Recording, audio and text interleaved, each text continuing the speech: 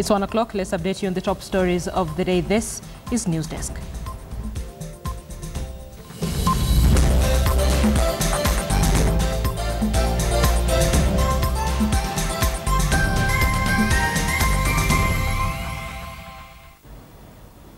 Many thanks for joining us. I'm Linda Ogutu. Nairobi Governor Dr. Evans Kidero is demanding an apology from Kakamega Senator Boni Khalwale for linking him to Mumias Sugar Company graft. Kidero wants Khalwale to apologize or face legal action. Through his lawyer Tom Ojenda, Kidero says the senator was driven by malice to say such words about Governor Kidero. It was a visit by the head of state to the Mumias Sugar Company in Western Kenya, one that many hoped would symbolize light at the end of the tunnel for the cash-strapped sugar company. And indeed, it was. President Uhuru Kenyatta gave the company 1 billion shillings towards its revival. But it's the utterances by some leaders on just who's responsible for crippling the giant sugar company that could now see Nairobi Governor Dr. Evans Kidero head to court if the Kakamega senator does not apologize. Mumias did not just die. I want you, Mr. President, as you consider bringing more money, you pursue the criminals who stole from Mumias, na prefect wow. Kidero is incensed at those remarks by Khalwale uttered in Mumias before President Uhuru Kenyatta that the Nairobi governor was the prefect of the criminals who looted the sugar farm. Kidero's lawyer Tom Ojenda says he is under instructions to institute defamation proceedings against Khalwale if he does not apologize by Monday. Indeed, questions have been raised on just who's responsible for the looting that has now seen the miller indebted to the tune of 6.5 billion shillings. The 1 billion shillings is part of the 5 billion shillings that the factory requires to return to relative financial health. And I want to be very clear, na tumesema hadhara, ya kwamba pesa ambaye tunatoa, tunataka muhakikishe hiyo mambo ya deni, hakuna mambo ya deni. Mulipe mkulima pesa yake yote, na kama kuna deni ambaye mko naye kwa vitabu yenu, njooni tukae tujue vile tuta write off, na ndio tuhakikishe ya kwamba mkulima apate haki yake in total. The president has urged the anti-graft watchdog and the director of public prosecutions office to urgently investigate the misappropriation of funds which has left Mumias in financial distress. Kidero denies involvement in the looting and instead is crediting himself for the growth of the company when he headed it. So Kenya is set to have a new Constituency Development Fund Act by August this year. This is according to the National CDF Board. The board's chairman Elias Mbao says the move follows a court ruling which recommended amendment of some clauses which do not conform with the Constitution. Speaking in Nyeri during a forum on the now controversial CDF, Mbao said the future of CDF was threatened by the court ruling, hence the decision to enact a new law. He said instead of amending 4 clauses that were cited by the court, the board and the National Assembly Select Committee resolved to enact a new CDF Act 2015 to ensure it is wholly managed by constituencies.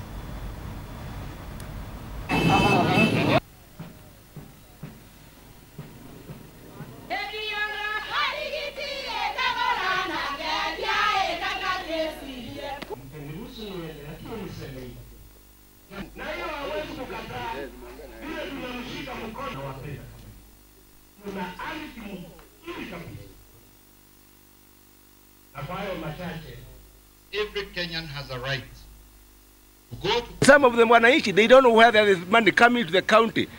If you go to the county, to the rural areas, they don't know whether there is money coming from the national government to the county government. But the CDF, they can tell you. Even if you go to the rural area today, the local village, you can see something for CDF.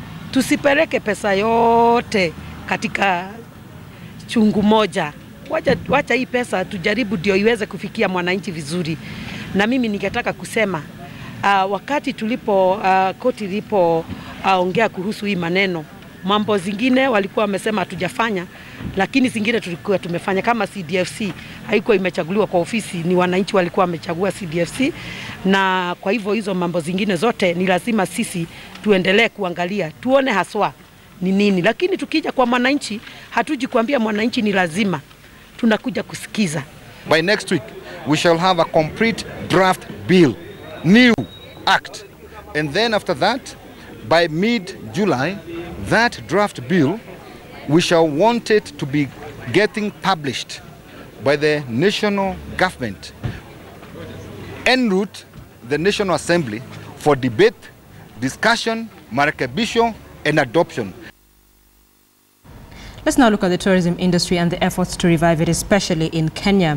The Kenya Tourism Federation is drumming up support for the use of the newly introduced single travel visa and use of national IDs to travel to Rwanda and Uganda. Speaking during a press briefing in Mombasa on the sidelines of the ongoing Kenya Association of Hotel Keepers Caterers Conference, representatives from the three countries said the new program is already starting to attract a lot of interest from industry players. Take a look.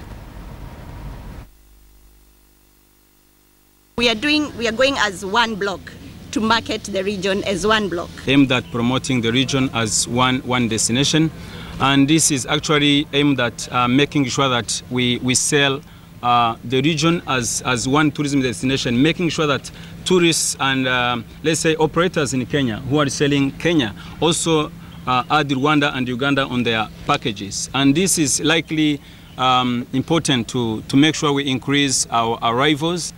As much as there's a lot of interest and expectations on the member countries, there are still challenges that many participants or industrial players have based on national ID and the use of STV.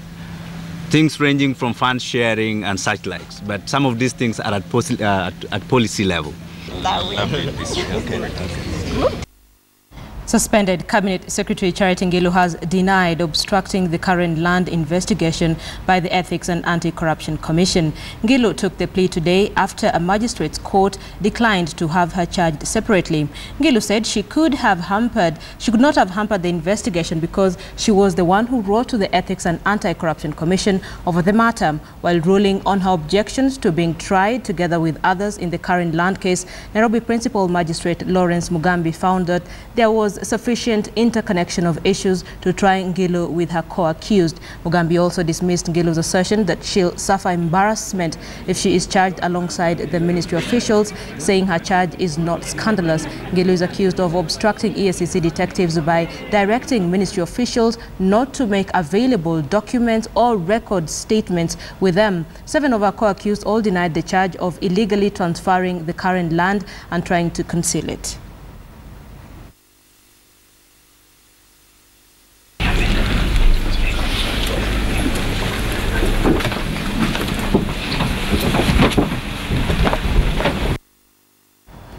Let's now look at an issue that has been the center of attention. Detectives investigating alleged fraud at the National Youth Service are now zeroing in on a cartel at the institution consisting of current and former civil servants. Officers from the cybercrime and banking fraud unit are said to be targeting 22 former employees of NYS who are either sacked or transferred to other ministries but failed to honor the transfers. The 12-member team of investigators are looking into the possibility that the cartel hatched the conspiracy to defraud NYS of 695.4 million. Sources say the investigators have already unearthed evidence of initial loss of 23 million on May 19th. This year, just a day after the Treasury wired money to the National Youth Service. It was after the loss of the money that the cartel on May 21st approved fictitious tenders of 695 million in the NYS system on payment for road construction materials.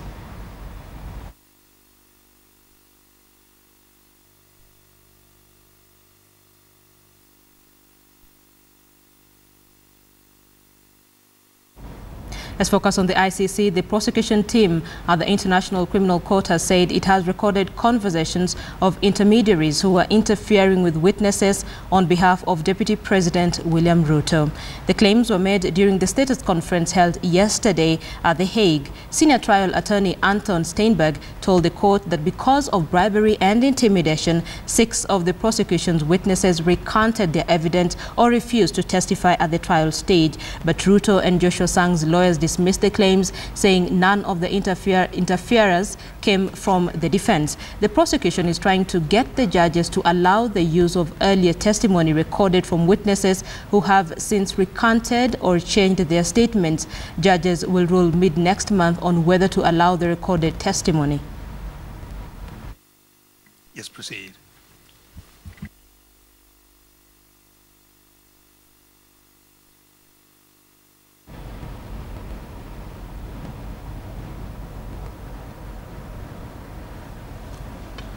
The government has committed to substantially fund its anti-counterfeit and intellectual property agencies to bolster the industrial sector. Principal Secretary in the Ministry of Industrialization and Enterprise Development, Dr. Wilson Songa, says this will enable agencies create a conducive environment for legitimate business. Songa was leading the private sector leaders and anti-counterfeit agencies in destruction of counterfeit cigarettes worth 50 million shillings. This was part of activities in Mombasa to mark the 5th annual World Anti-Counterfeit Day. The recently appointed Anti-Counterfeit Agency Chairman Polycarp Igave said they will start profiling firms involved in bringing in counterfeit goods into the country.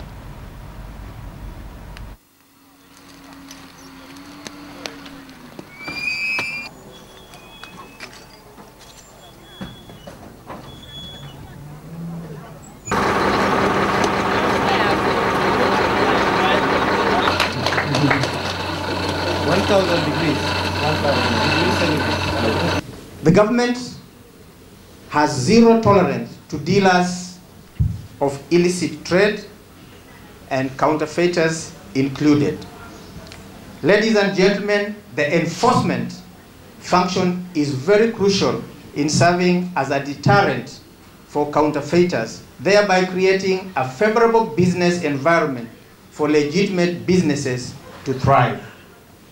Since counterfeiting is part of the illicit business, counterfeiters are more likely to engage in other criminal activities such as tax evasion, money laundering, trading substandard goods. In total, goods worth about 50 million shillings have been seized this financial year alone. We are only in May. So you can imagine we are seizing 10 million worth of goods every month, and we have just started scratching the surface. Not counting the impounded property used in counterfeiting, that includes vehicles, a tanker for gas refilling, and more than 30 cases have been filed recently. At this juncture, I urge ACA, the Anti-Counterfeit Agency, to develop specific mechanisms of going for the so-called big fish in the games for both the locally manufactured or packaged counterfeits and imports. Our work as an agency should not be going for the small people in their shops. We should come to the port and go for the big fish. Newly posted Garissa County CID Commander Boniface Mwaniki has protested his posting there and opted to retire over what he called security reasons. Mwaniki wrote to the Director of Criminal Investigations Department, that is Ndegwa Muhoro, to express his decision. Muhoro has accepted the move by Mwaniki. Mwaniki had told his colleagues that his life was in danger following the posting in Garissa, given his past work as the head of Anti-Terror Police Unit. He is among 50 police officers who were transferred in the latest changes in the CID to help in containing crime. Mwaniki has been a long-serving head of ATPU, an elite team charged with fighting terrorism in the country. As the immediate former head of the unit, he feels he was also demoted by being posted to Garissa to head CID there, given his experience and knowledge of terror matters.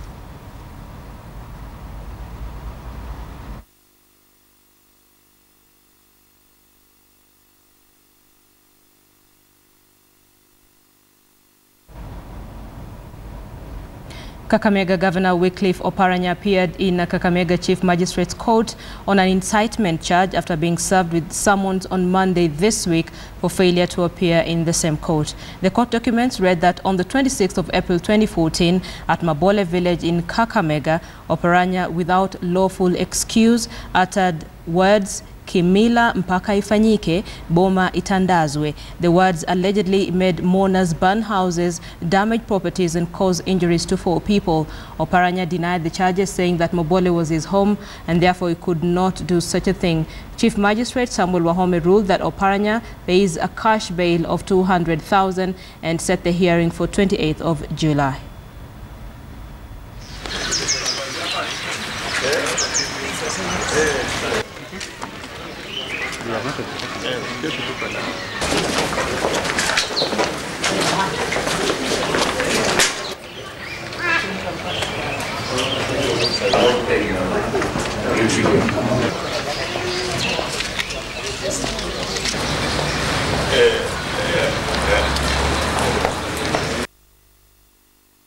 So State House has come to the defense of embattled Devolution Cabinet Secretary Anne Waiguru over the NYS fraud saga. As KTN's political editor Ben Kitili reports, the National Treasury Secretary Henry Rotich also put up a strong defense of the government financial management system. Rotich insisted the system is foolproof despite it being at the center of a hacking investigation at the National Youth Service. State House has sprung to the defense of Devolution and Planning Secretary Anne Waiguru over the attempted fraud scandal at the National Youth Service. State House spokesman Manoa Isipisu has termed Waiguru's current woes as politically motivated. There is never noise when there is no work. If you're doing nothing, no one will complain about you.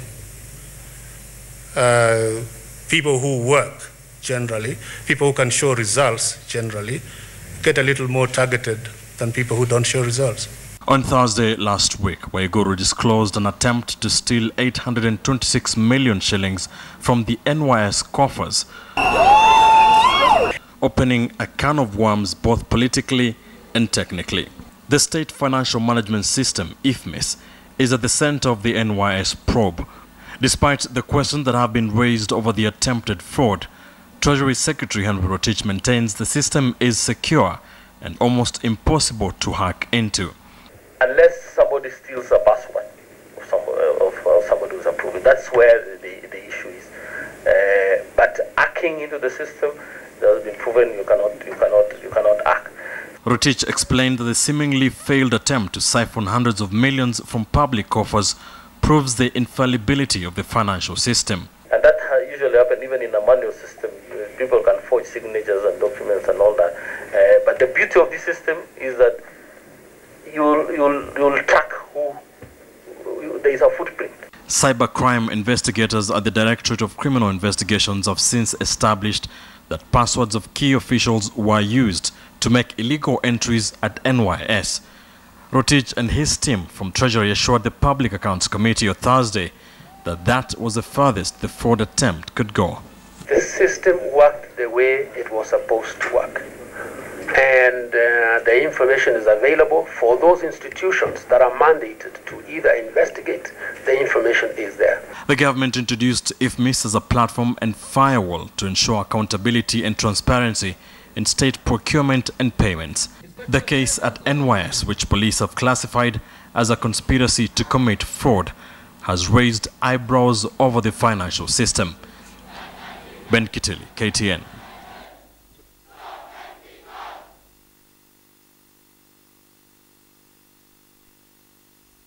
You're watching Newsdesk. Let's take a break. We'll be back with more news.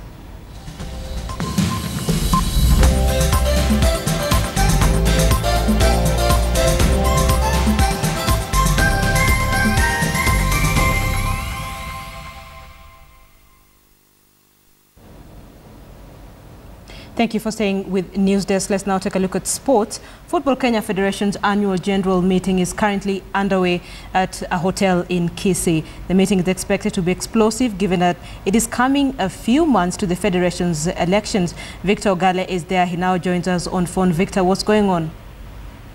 Linda, very good afternoon. The AGM has been called off by Football Kenya Federation President Sam Nyamoya on grounds that there was poor or no security. Just to put you in the know, as a delegate started coming in here as early as 8 a.m., though the AGM was to begin at 10 a.m. Though when it reached 10 a.m., the AGM did not commence, and Nyamoya arrived here slightly, some minutes past 10 a.m. And when he got here, there was a lot of pushing and hula baloo, and he wanted the delegates to go outside the vicinity of the Suneka guest lodge, which is in Guta. But the delegates declined going out because they sensed that other delegates are going to be included into, we're going to get into the hall and they're going to be locked out. So the situation became like that, and the delegates declined going out, and Nyamoya left together with his NEC members and then came back and addressed the media, where he announced that he has called off the AGM. But talking to the Guta OCPD, Mr.